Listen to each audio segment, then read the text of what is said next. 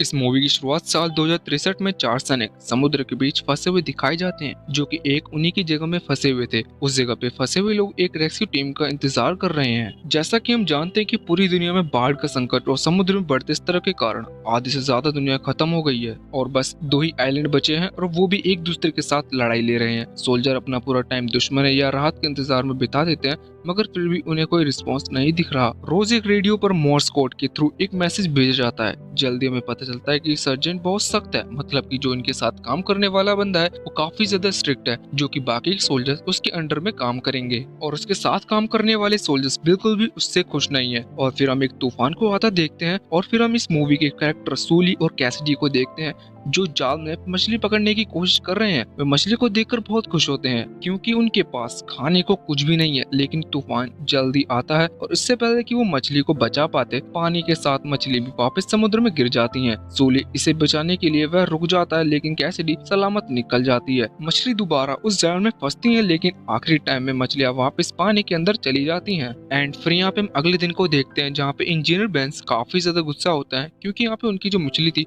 वो पूरी तरह से खो चुकी थी, मतलब कि उन्हें खाने के लिए कुछ भी नहीं था। और उसी के साथ साथ हम तूफान को देखते हैं, जो कि उसने एक रूटीन बना लिया था, जो कि आए दिन उस जगह पे आता रहता है। और हम देखते हैं कि यहाँ पे अब अगला तूफान जो आएगा वो पिछले तूफान से भी काफी ज्यादा पावरफुल होगा और आने वाला तूफान भी बहुत ही जल्द आएगा। सूली सबसे मजेदार है, वह खाना बनाता है और सभी को एंटरटेन भी करता है। जैसा कि हम जानते हैं, सर्जन हर समय किनारे पर रहता है। बेंस एक प्रोफेशनल इंजीनियर है, लेकिन चीजों को सही ढंग से नहीं कर पाता। अगर वह प्रैक्टिस करे तो सभी ढंग से सारी चीजों को कर सकता है। कैसिडी इन सभी में सबसे शांत स्वभाव की मेंबर है और उन सभी को एक साथ रखती है। और इसी के साथ साथ हमें एक बात और पता चलती है कि यहाँ पे बेस के अंदर एक बम है, जो कि आने वाले टाइम पे, जो कि इमरजेंसी का टाइम होगा, उस समय ये बम हमारी हेल्प कर सकता है। मगर सर्जन किसी भी समय उसे विस्फोट भी कर सकता है, मगर इससे पहले यहाँ पे वो विस्फोट करे, एक चाबी कैसिडी के पास है और दूसरी सर्जन के पास। मतलब कि यहाँ पे कैसिडी को भी उस चीज के लिए राजी होना पड़ेगा ताकि यहाँ पे वो भी उसे विस्फोट कर सके। जल्द ही एक छोटा जार रडार में दिखाई देता है और सूली सबसे ज्यादा खुश है, ये कल्पना करते हुए कि ये उनकी जान बचा सकती है। प्रोटोकॉल के अकॉर्डिंग अगर टीम कन्वर्सेशन ही करती है तो टीम को किसी भी आने वाले जहाज पर अपना तोप का निशाना उस जगह पर रखना पड़ेगा ताकि वो जहाज किसी भी तरह की गद्दारी ना कर सके। सूली को जहाज की जांच करने के लिए भेजा जाता है, जबकि बाकी लोग इंतजार करते हैं। सूली को वो जहाज खाली लगता है और थोड़ी देर बाद इधर उधर घूमने के बाद उसे कुछ खाना और 4 बैग मिलते हैं,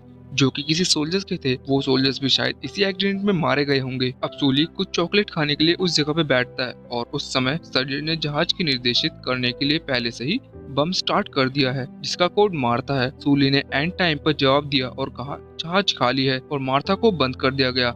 अगर ऐसा नहीं करते तो उस जगह पे सूली और साथ में उस जगह का जो जहाज था वो उस जगह पे ही खत्म हो जाता। सूली और कैसिडी एक रिश्ते में है और जब बेंस और सर्जन जहाज पर नजर डालते हैं तो उनके पास उसे एक अकेला समय होता है। कप्तान का कहना है कि अगला तूफान आने से पहले उन्हें जहाज को तोड़ना होगा और उससे सभी हिस्सों को लेना होगा, लेकिन बेंस और सूली ने फैसला किया है कि अब अपनी पोजीशन छोड़नी है और घर जाने का टाइम आ चुका है। अचानक वह सर्जन के खिलाफ एकजुट हो गए। कैसिडी हमेशा अपने परिवार की तस्वीर देखती रहती है। उस तस्वीर के अंदर एक जोड़ा और उनके 2 बच्चे छतरियों के साथ बारिश में। सर्जन अपने अपोनेंट को आगे जाने को अलाउ नहीं करेगा। सूली और वेंस ने अपना मन बना लिया है, लेकिन कैसिडी है वो जो सर्जन का मन बदल सकती है। वो कहता है कि कुछ देर में 2 लोग आएंगे और 2 वहीं रुक जाएंगे। सूली कैसिडी से नाराज है क्योंकि कैसिडी ने हमेशा साथ में रहने के लिए कहा। सूली उससे कहता है कि मैं तुम्हारे बिना नहीं रह पाऊंगा, इसलिए या तो तुम वहाँ पे जाओगी या तो मैं तुम्हारे साथ जाऊंगा। कैसिडी उससे कहती है कि वह उससे प्यार नहीं करती और उसे जाने के लिए कहती है। सूली और सर्जेंट दूसरे आइलैंड के बारे में उसके सवाल का जवाब देते हैं।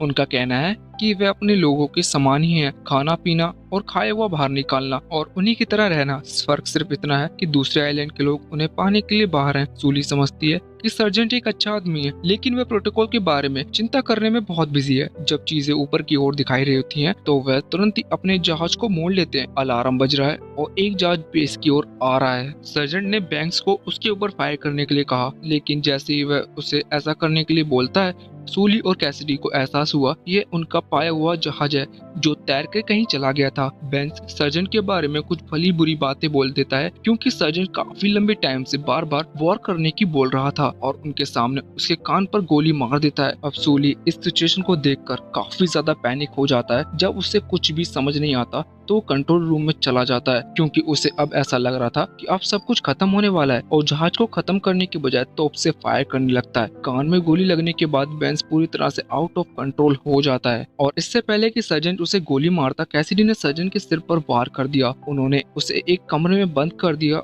और जिससे बेंस इधर उधर भटकता ही रहता है और उस जहाज को तोड़ने की कोशिश करता है। बेंस उस आदमी को मारना चाहता है, लेकिन सूली उसे कुछ भी ऐसा गलत काम करने से रोकता है, क्योंकि अगर ऐसा हुआ तो उन्हीं के लिए काफी ज्यादा प्रॉब्लम बड़ी बात हो जाती है, और आगे चल के उन और भी ज्यादा प्रॉब्लमों का सामना करना पड़ सकता है। बेंस ने नशे की हालत में कैसिडी पर जबरदस्ती दबाव डालने के बाद उससे चाबियां चुरा ली, क्योंकि वो जानता है कि यहाँ पे जो मार्था है उसे यूज करने के लिए उसके पास दोनों चाबियां होनी चाहिए, जो कि दूसरी सर्जन के पास भी है। और जब तक सूली आता तब तक बेंस मार्था को लॉन्च करने के लिए पिन लगा रहा होता है। सूली उसे अपनी पत्नी लीजा के बारे में याद दिलाता है और बेंस को विश्वास दिलाता है कि ये चीजें जल्दी ठीक हो जाएंगी, जिससे बेंस शांत हो जाता है। लेकिन बेंस पहले ही पिन का लास्ट वर्ड भूल चुका है। उस बातचीत के बाद बेंस ठीक हो जाता है और नॉर्मल हो जाता है और सब कुछ ठीक कर देता है। इस बीच कैसिडी ने सूली को अपने परिवार की तस्वीर दिखाई, और सूली ने उससे पहले पूछा था कि क्या वह उन्हें देखना नहीं चाहती। अब वह उसे बताती है कि जब उसे स्कूल के लिए भेजा गया था तो उसके माता पिता और उसके भाई दुश्मन के हमले में मारे गए थे। फिर थोड़ी देर बाद सूली और कैसिडी को बेंस से यह भी पता चल जाता है कि सर्जेंट ने खिड़की से कूदकर सुसाइड कर लिया है। अगले दिन तूफान आ रहा है और कैसिडी का कहना है कि वह उन मटेरियल के लिए कुछ मलबे को बचाने जाएगी जिनकी उन्हें जरूरत है। बेंस सूली को बताता है कि वह कैसिडी के साथ जा रहा है, और वह उसके थैंक यू कहता है और उससे कहता है कि अगर तुमने मेरी इतनी हेल्प नहीं की होती तो शायद मैं कुछ गलती कर बैठता, और उससे अपनी पत्नी याद दिलाने के लिए थैंक्स करता है, क्योंकि उसी की वजह से ये सारी बातें उसे पता चली थी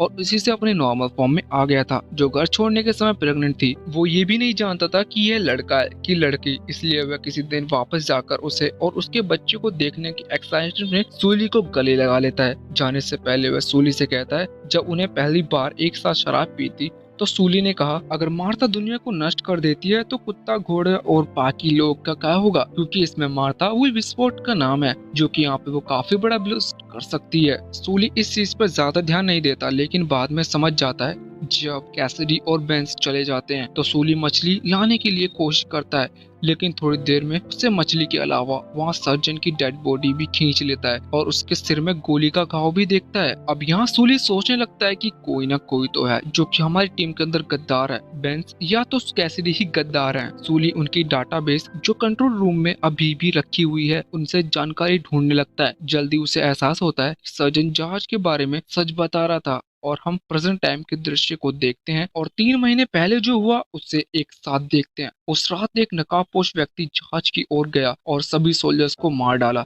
रियलिटी में कैसिडी ने ही ये किया था, और जब वह अकेले मलबे वाली जगह से लौटती है तो सूली का डाउट सही साबित होता है। जब वह कहती है कि बेंस ने मलबे पर जाने का फैसला किया है तो वह ऐसा दिखावा करता है मानो कि वो उस पर विश्वास करता है, लेकिन अगली सुबह वह बिस्तर पर अकेली उठती है। सूली ने मार्था को तैयार कर लिया है और जब तक कैसिडी आती है वो कोट डाल चुका होता है और विस्फोट का इंतजार कर रहा होता है। वह उससे कहता है कि उसे पहले पता होना चाहिए था, क्योंकि उनके आइलैंड पर कभी बारिश नहीं हुई। कैसिडी सच में दूसरी तरफ से एक जासूस थी और उसका मिशन मार्था को भटकाने से रोकना था, और वो अकेले है जिनके पास मार्था है। अब उसके कारण पूरी दुनिया खत्म हो जाएगी, लेकिन बेंस का आखिरी कदम बिल्ली और घोड़ों को बचाना था। इसलिए समुद्र में जाने से पहले उसने जो काम किया था वह मार्था को हमेशा के लिए नियत्ता कर देना था। अब सूली और कैसिडी बेस पर एक पूरी आइलैंड की आखिरी जिंदा सोल्जर हैं। इन दोनों के अलावा पूरे आइलैंड पर ऐसा कोई और इंसान नहीं है, बाकायदा कोई सोल्जर्स भी नहीं है जो कि जिंदा हो। वो डिसाइड करते हैं कि अपने देश और अपने बेस को बचाने के लिए वे दुश्मन से लड़ेंगे, चाहे वो किसी भी तरफ से आए और चाहे किसी भी हालत में उनकी सिचुएशन हो, और इसी बीच चाहे इनकी जान ही क्यों ना चली जाए। और इसी के साथ हमारी ये मूवी भी यहीं पे एंड होती है। अगर तुम सभी को ये मूवी पसंद आई हो तो प्लीज लाइक, सब्सक्राइब